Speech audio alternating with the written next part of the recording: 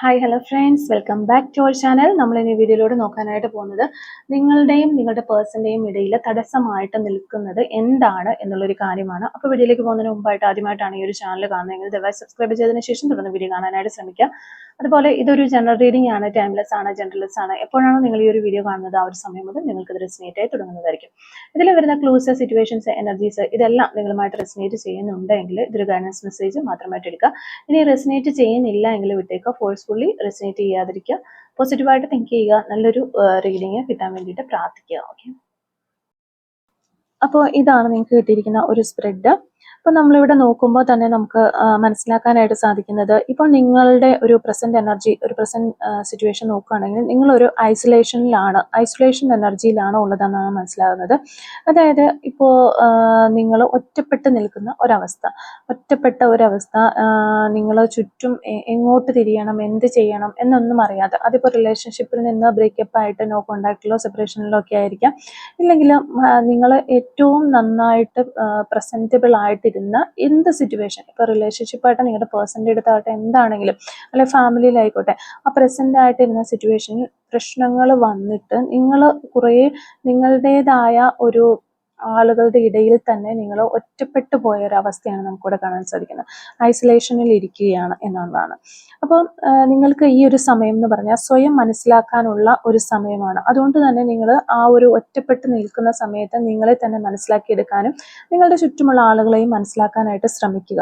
അപ്പോൾ പുറത്തോട്ടുള്ള ഒരു എക്സ്പ്രഷൻസും കാര്യങ്ങളും എല്ലാം കുറവാണ്. പുറത്തോട്ട് നിങ്ങൾ ഒരു റിലേഷൻഷിപ്പിലേക്ക് വരാനായിട്ട് ശ്രമിക്കുന്നില്ല. നിങ്ങളുടെ ഉള്ളിൽ തന്നെ നിങ്ങൾ ഒരു യാത്രയിലാണ്, അല്ലെങ്കിൽ നിങ്ങളുടെ ഉള്ളിൽ തന്നെ നിങ്ങൾ എന്തൊക്കെയോ തേടിക്കൊണ്ടിരിക്കുന്ന ഒരു സിറ്റുവേഷൻ. പക്ഷെ നിങ്ങൾ ഒറ്റപ്പെട്ട് നിൽക്കുന്ന ഒരു അവസ്ഥ, ഇതാണ് നമുക്കിവിടെ കാണാൻ സാധിക്കുന്നത്. പിന്നെ നമുക്ക് ഈ ഒരു 9 ഓഫ് സോർഡ്സിന്റെ ഒരു കാർഡ് വരുമ്പോഴത്തേക്ക് നിങ്ങളുടെ ഒരു ഉള്ളിലുള്ള ഇമോഷൻസ് എന്താണെന്ന് വെച്ച് കഴിഞ്ഞാൽ പല പല ചിന്തകൾ നിങ്ങളുടെ മനസ്സിനുള്ളിലൂടെ പോകുന്നതായിട്ട് നമുക്ക് കാണാൻ സാധിക്കുന്നുണ്ട്. അപ്പൊ നിങ്ങൾക്ക് ഈ ഒരു ഒറ്റപ്പെടല് നിങ്ങൾക്കൊരു ആൻസൈറ്റി തരുന്നുണ്ട്, ഒരു ടെൻഷൻ തരുന്നുണ്ട്. അപ്പോൾ വളരെയധികം നെഗറ്റീവ് തോട്ട്സുകളാണ് നിങ്ങളുടെ മനസ്സിലൂടെ പോകുന്നത്. ഓവർ തിങ്ക് ചെയ്യുന്നു, ഓരോ കാര്യത്തെക്കുറിച്ചും, ചെറിയൊരു പ്രശ്നത്തെക്കുറിച്ച് വരെ ഓവർ തിങ്ക് ചെയ്യുകയാണ്. ചിലപ്പോൾ നിങ്ങൾ നിങ്ങളുടെ പേഴ്സണും തമ്മിലുള്ളത് പറഞ്ഞ് പരിഹരിക്കാൻ പറ്റുന്ന ചെറിയൊരു പ്രശ്നങ്ങളൊക്കെ ആയിരിക്കാം. പക്ഷെ നിങ്ങൾ അത് ഓവർ തിങ്ക് ചെയ്ത് വലിയ വലിയ വലിയ പ്രശ്നങ്ങളിലേക്ക് കൊണ്ടുപോയി എന്നാണ് നമുക്കിവിടെ കാണാനായിട്ട് സാധിക്കുന്നത്. അപ്പം നിങ്ങളുടെ മനസ്സിന് എന്തൊക്കെയോ ഒരു പേടി കയറിയിരിക്കുന്നു. ആ ഒരു പേടിയാണ് നിങ്ങളുടെ മനസ്സിനെ നയിക്കുന്നത് എന്നാണ് കാണുന്നത്. ഇനി എന്ത് കാര്യത്തിനറിയാലും, ഇപ്പോൾ ഈ ഒരു റിലേഷൻഷിപ്പ് സെപ്പറേഷൻ നിൽക്കുന്ന സമയത്താണെങ്കിൽ കൂടിയും ഇനി ഇത് ഒന്ന് റീസ്റ്റാർട്ട് ചെയ്ത് നല്ല രീതിയിൽ എടുക്കണം, അല്ലെങ്കിൽ ഒരു നല്ല കമ്മ്യൂണിക്കേഷൻ നിങ്ങളുടെ പേഴ്സണ് കൊടുക്കണം എന്നൊക്കെ നിങ്ങൾ വിചാരിക്കുന്നുണ്ട് മനസ്സിൽ. എങ്കിൽ കൂടിയും എനിക്കത് പറ്റുമോ, അപ്പോൾ ഇനിയിപ്പോൾ എനിക്ക് അങ്ങനെ പറ്റി, ഞാനൊരു കമ്മ്യൂണിക്കേഷനോ അല്ലെങ്കിൽ ഒരു അപ്രോച്ചുമായിട്ട് എൻ്റെ പേഴ്സൻ്റെ അടുത്തേക്ക് ചെന്നാൽ എന്തൊക്കെയായിരിക്കും അവിടെ സംഭവിക്കുക എന്നൊക്കെയുള്ള കുറേ ഇൻസെക്യൂരിറ്റീസ് നിങ്ങളുടെ മനസ്സിലുണ്ട്. ആ ഒരു ഇൻസെക്യൂരിറ്റീസിനെ നിങ്ങൾ ഓവർ തിങ്കിങ് കൂടെ ചെയ്യുമ്പോഴത്തേക്കും നിങ്ങളുടെ മനസ്സിന് വളരെയധികം ഒരു പേടിയും ആൻസൈറ്റിയും ടെൻഷനും ഒക്കെ കൊടുക്കുന്നതായിട്ടാണ് നമുക്ക് കാണാൻ സാധിക്കുന്നത്. ഒരു ഇന്നർ ഫീലിങ്സ് നോക്കുകയാണെങ്കിൽ. പിന്നെ നിങ്ങൾ ഔട്ടർ ബിഹേവിയർ, അപ്പൊ നിങ്ങൾക്ക് നിങ്ങളുടെ ഒരു കറണ്ട് സിറ്റുവേഷൻ, ഒരു ഇന്നർ ഫീലിങ്സ് നമുക്ക് കാണാൻ സാധിച്ചു. പക്ഷെ പുറത്തേക്ക് നിങ്ങൾ കൊടുക്കുന്നത് ഒരു ക്വീൻ ഓഫ് പെന്റിക്കിൾസിന്റെ കാർഡ് വെച്ച് നമ്മൾ പറയുമ്പോൾ പുറത്തേക്ക് കൊടുക്കുന്നതെന്ന് വെച്ചാൽ ഒരു കാമായിട്ടുള്ള, ഒരു ഗ്രൗണ്ടഡ് ആണ് ഞാൻ, വളരെ സ്റ്റേബിൾ ആണ്, ആ ഒരു എനർജിയാണ് നിങ്ങൾ പുറത്ത് മറ്റുള്ളവരെ കാണിക്കാനായിട്ട്. അതായത് നിങ്ങളുടെ ഉള്ളിൽ വളരെ ചിന്തകളും ഓവർ തിങ്കിങ്ങും നെഗറ്റീവ് തോട്ട്സും വിഷമങ്ങളും വേദനകളും ഒക്കെ തിങ്ങി നിറഞ്ഞു നിൽക്കുന്ന സമയത്ത് പോലും നിങ്ങൾ പുറത്തേക്ക് കൊടുക്കുന്നത് ഞാൻ വളരെ ഹാപ്പിയാണ്, ആ ഒരു മോഡലല്ല, ഞാൻ വളരെ കാമാണ്, ഞാൻ സ്റ്റേബിൾ ആണ് എന്നൊരു എനർജിയാണ് നിങ്ങൾ പുറത്തേക്ക് മറ്റുള്ള ആളുകൾക്ക് നിങ്ങളെ കാണുമ്പോൾ നിങ്ങളുടെ ഒരു ആറ്റിറ്റ്യൂഡ്, ബിഹേവിയർ എന്ന് മനസ്സിലാക്കി എടുക്കാനായിട്ട്. അപ്പൊ അത്തരത്തിലുള്ള ഔട്ട്ഫിറ്റ് ആണ് നിങ്ങൾ കൊടുക്കുന്നത്. അപ്പം മറ്റുള്ള ആളുകളാണെങ്കിലും നിങ്ങളെക്കുറിച്ച് ചിന്തിക്കുന്നത്, നിങ്ങളെ കുറിച്ചൊക്കെ ആലോചിക്കുക, അല്ലെങ്കിൽ നിങ്ങളെ കാണുമ്പോൾ നിങ്ങളോട് സംസാരിക്കുമ്പോൾ നിങ്ങൾ വളരെ സ്ട്രോങ് ആണ് എന്നുള്ള രീതിയിൽ, വളരെ ബോൾഡ് ആണ് എന്ന രീതിയിലാണ് മറ്റു വ്യക്തികൾ നിങ്ങളെക്കുറിച്ച് ചിന്തിക്കുന്നത്. അപ്പം അകത്തെ ഒരു നിങ്ങളുടെ ഉള്ളിൽ നടക്കുന്ന ആ ട്രോമാസ് ഒന്നും നിങ്ങൾ പുറത്തേക്ക് കാണിക്കുന്നില്ല എന്നുള്ളതാണ് നിങ്ങളുടെ ഒരു ബിഹേവിയർ, ഔട്ടർ ബിഹേവിയർ നോക്കുകയാണെങ്കിൽ കാണുന്നത്. പിന്നെ നമുക്ക് 5 ഓഫ് പെന്റക്കിൾസിന്റെ ഒരു കാർഡും അതുപോലെ തന്നെ ദ മൂൺ കാർഡുമാണ് വന്നിരിക്കുന്നത്. ഇതാണ് മെയിനായിട്ടും നമ്മൾ ചോദിക്കുന്നത്, നിങ്ങളും നിങ്ങളുടെ പേഴ്സണും തമ്മിലുള്ള ആ ഒരു ഇടയിൽ വരുന്ന തടസ്സം എന്താണ് എന്ന് ചോദിച്ചു കഴിഞ്ഞാൽ, ഒരു നമുക്ക് പല റീഡിങ്ങിലും നമ്മൾ നോക്കുമ്പോൾ കാണാറുള്ളത് എന്ന് വെച്ചാൽ നിങ്ങളുടെ ഒരു ഒരു തേർഡ് പാർട്ടി സിറ്റുവേഷനോ അല്ലെങ്കിൽ നിങ്ങളുടെ ഫാമിലിയിൽ നിന്ന ആളുകളുടെ പ്രഷറോ ചിലപ്പോൾ ഇതൊക്കെ ഇതിലുണ്ടാകാം. പക്ഷെ ഇതൊക്കെ നിങ്ങളുടെ റിലേഷൻഷിപ്പിൽ ഒരു പ്രശ്നമായിട്ടോ അല്ലെങ്കിൽ മൂന്നാമത് ഒരാൾ വന്നിട്ട് ഒരു കോമൺ ഫ്രണ്ട്സ് വഴി എന്തെങ്കിലും പ്രശ്നങ്ങളുണ്ടോ അങ്ങനെ എന്തെങ്കിലുമൊക്കെ ഒരു തടസ്സങ്ങളാണ് നമ്മൾ സാധാരണ റീഡിങ്ങിൽ കാണാറുള്ളത്. പക്ഷെ ഇതിൽ മെയിനായിട്ടും ഈ ഒരു തടസ്സങ്ങളും കാര്യങ്ങളും ഒക്കെ ഉണ്ടെങ്കിൽ പോലും ഈ ഒരു റിലേഷൻഷിപ്പിൽ ഇതെല്ലാം ഒന്ന് നേരെ ആക്കിക്കൊണ്ട് പോകാനായിട്ട് കെൽപ്പുള്ള ഒരു വ്യക്തി തന്നെയാണ് നിങ്ങൾ. പക്ഷെ നിങ്ങൾക്ക് ഒരു അതുപോലെ നിങ്ങളുടെ പേഴ്സണും അത് അത്തരത്തിൽ ഹെൽപ്പുള്ള ഒരു വ്യക്തി തന്നെയാണ്. അപ്പോൾ ഈ രണ്ട് പേരും ചെയ്യുന്ന എന്താ വെച്ചിട്ടുണ്ടെങ്കിൽ ഇത് ഓൾറെഡി റിലേഷൻഷിപ്പ് എൻഡ് ആയി പോയി, ഇനി ഇതിലൊന്നും ചെയ്യാൻ പറ്റത്തില്ല, ഇതിൽ ഒത്തിരി ആളുകൾ ഇടപെട്ടിട്ടുണ്ട്, അതുപോലെ തന്നെ ഭയങ്കര പ്രശ്നത്തിലേക്ക് പോയി, ഇനി ഇത് ഓക്കെ ആക്കി കൊണ്ടുവരാനായിട്ട് സാധിക്കില്ല എന്ന് നിങ്ങൾ തന്നെ അങ്ങനെ വിശ്വസിച്ചിരിക്കുകയാണ്. അപ്പൊ ആ ഒരു നിങ്ങളുടെ ഉള്ളിൽ തന്നെയുള്ള ഇൻസെക്യൂരിറ്റീസ് ആണ് നിങ്ങളെ ഇതിൽ നിന്ന് തടഞ്ഞു നിർത്തുന്നത്. അതായത് ഒരു സ്റ്റേബിൾ അല്ലാത്ത, മെന്റലി നിങ്ങൾ ഒട്ടും സ്റ്റേബിൾ അല്ല. അപ്പോൾ എനിക്ക് ഈ ഒരു പേഴ്സൺ നിങ്ങളെ കുറിച്ച് ചിന്തിക്കുമ്പോൾ ഇങ്ങനെയായിരിക്കാം, എനിക്ക് ഒരിക്കലും ഇനി ആ ഒരു വ്യക്തി കിട്ടില്ല, എനിക്കൊരിക്കലും അവരെ കിട്ടില്ല എന്നൊരു മനസ്സിന്റെ ഉള്ളിൽ നിന്നൊരു ഇൻഡ്യൂഷൻസ് എപ്പോഴും അങ്ങനെയാണ്. കാരണം ഇവർ ഓവർ തിങ്ക് ചെയ്യുകയും നെഗറ്റീവായിട്ടാണ് ഇവർ തിങ്ക് ചെയ്യുന്ന ഫുള്ള്. ചിലപ്പോൾ നിങ്ങളുടെ ഒരു ഫീലിങ്സും കൂടി ഇത് വരാനുള്ള ചാൻസ് ഉണ്ട്. നിങ്ങളുടെ മിറർ എനർജിയാണ് കാണുന്നത്, അതുകൊണ്ട് തന്നെ നിങ്ങളും ഇത്തരത്തിൽ ചിന്തിക്കുന്നുണ്ടാവും. അപ്പൊ ഈ ഒരു വിശ്വാസം, എനിക്കൊരിക്കലും ഈ റിലേഷൻഷിപ്പ് നല്ലതാക്കി എടുക്കാനായിട്ട് എനിക്ക് എൻ്റെ പേഴ്സണെ കിട്ടില്ല എന്ന് ചിന്തിക്കുന്ന ആ ഒരു വിശ്വാസം, ആ ഒരു ബിലീവ്സ്, അതാണ് നിങ്ങളുടെ ഇടയിൽ തടസ്സമായിട്ട് മെയിനായിട്ട് നമുക്ക് കാണാനായിട്ട് സാധിക്കുന്നത്. അല്ലാന്നുണ്ടെങ്കിൽ ഒരു പേടി, നീ കിട്ടില്ല അങ്ങനെ കിട്ടാനുള്ള ചാൻസ് ആണ് ഇല്ലാത്തത് കൂടുതലും എന്നുള്ള രീതിയിൽ ചിന്തിക്കുന്ന ഒരു പേടിക്കുന്ന ഒരവസ്ഥ നമുക്ക് കാണാൻ സാധിക്കുന്നുണ്ട്. അതാണ് ഇവിടെ കൂടുതലും നിങ്ങൾക്കിടയിൽ തടസ്സമായിട്ട് നിൽക്കുന്നത്. പിന്നെ നമ്മൾ നോക്കുകയാണെങ്കിൽ ഒരു ഇമോഷണൽ കൺഫ്യൂഷൻ, ഞാൻ ഓൾറെഡി പറഞ്ഞ അത് തന്നെയാണ്, ഒരു ഡൗട്ടും കാര്യങ്ങളൊക്കെ, ഇനി ഇത് നടക്കുമോ അത് നടക്കുമോ, ഞാൻ അങ്ങനെ ചെന്ന് അപ്രോച്ച് ചെയ്യുമ്പോൾ അവരെല്ലാവരും കൂടെ കൂടിയിട്ട് ഇങ്ങനെ എന്നോട് പറയുമോ, അങ്ങനെ പറഞ്ഞു കഴിഞ്ഞിട്ടുണ്ടെങ്കിൽ ഞാൻ അവിടെ നാണം കെട്ടു പോകും, അപ്പം പിന്നെ എന്ത് ചെയ്യും, അല്ലെങ്കിൽ അന്ന് ഞാൻ പറഞ്ഞ ആ കാര്യത്തിന് ഇങ്ങനെ പ്രതികരിക്കുമോ എന്നൊക്കെയുള്ള ഓവർ തിങ്കിങ്ങുകൾ, അത് ഒരു ഇമോഷണൽ കൺഫ്യൂഷനാണ്. അപ്പോൾ പിന്നെ ഇനി ഇത് നല്ല രീതിയിലേക്ക് കൊണ്ടുവരാൻ പറ്റുമെന്ന് നിങ്ങൾക്ക് തന്നെ നിങ്ങളെ ട്രസ്റ്റ് ചെയ്യാനായിട്ട് പറ്റുന്നില്ല. നിങ്ങളുടെ പേഴ്സണും അത് തന്നെയാണ്, ആ ഒരു പേഴ്സൺ അങ്ങനെ ചിന്തിക്കാനായിട്ട് പറ്റുന്നില്ല.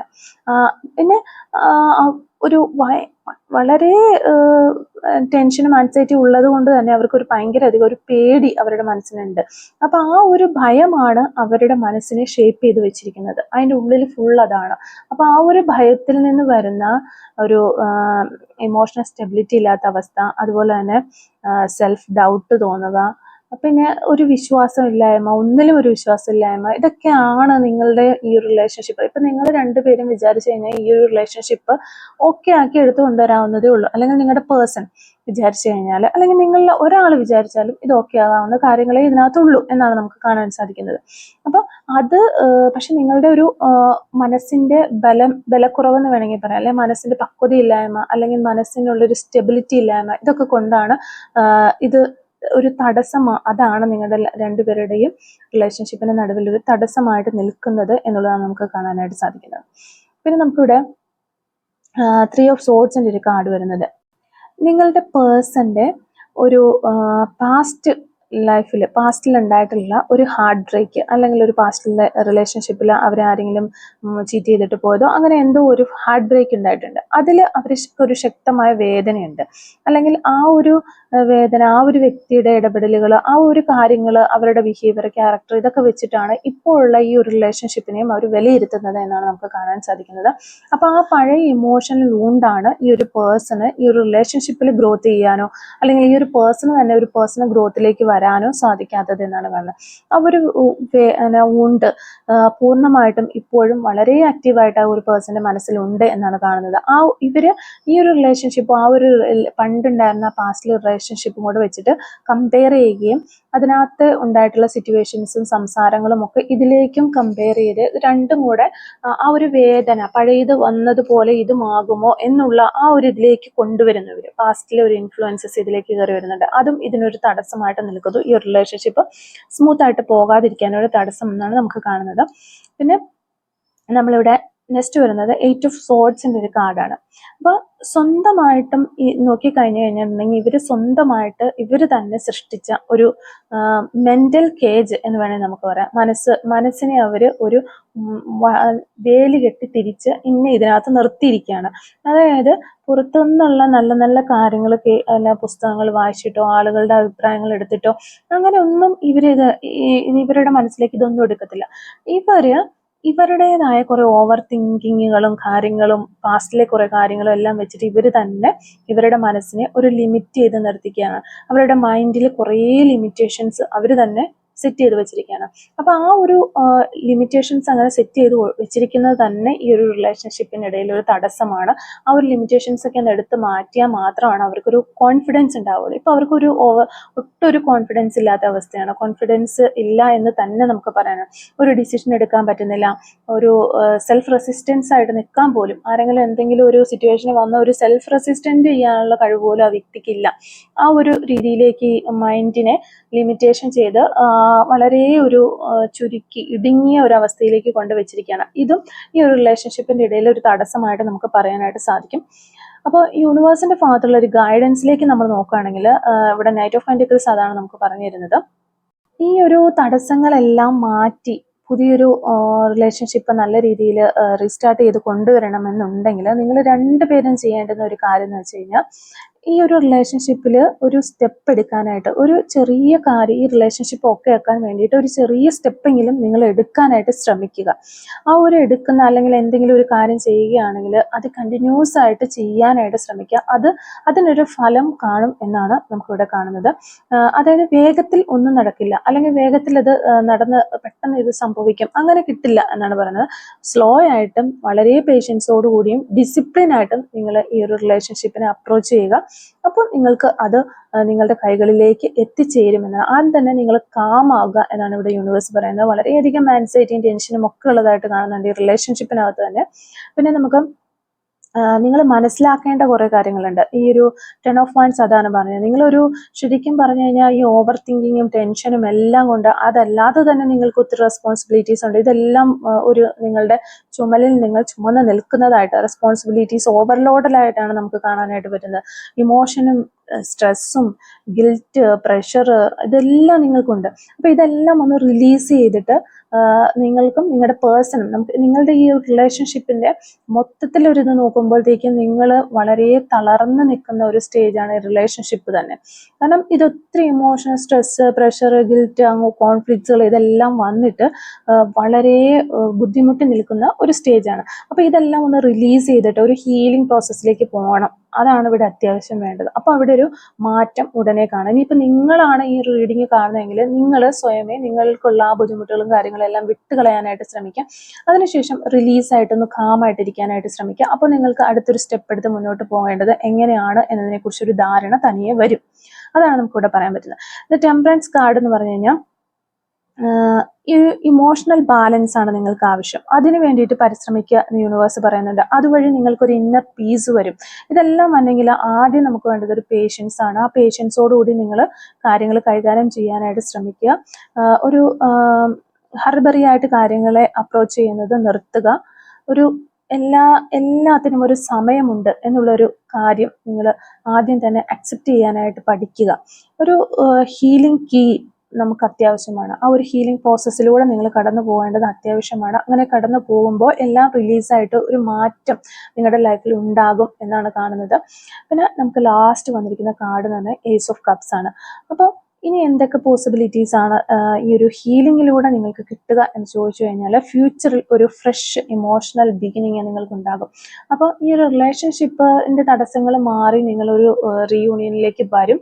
അത് കൂടാതെ തന്നെ നിങ്ങൾക്കൊരു ഇമോഷണൽ നല്ല ഫ്രഷ് ആയിട്ടുള്ള ഒരു ഇമോഷണൽ ബിഗിനിങ് ഉണ്ടാകും. നിങ്ങളിപ്പോൾ മാനസികമായിട്ട് വളരെ തളർന്നു നിൽക്കുന്ന ഒരു അവസ്ഥയിൽ നിന്നും നിങ്ങൾ ഒരു പുതിയ വെള്ള പേപ്പർ പോലെ അത്രയും ഫ്രഷ് ആയിട്ട് നിങ്ങളുടെ മനസ്സിനെ ഹീലിംഗിലൂടെ കൊണ്ടുവരാനായിട്ട് നിങ്ങൾക്ക് സാധിക്കും.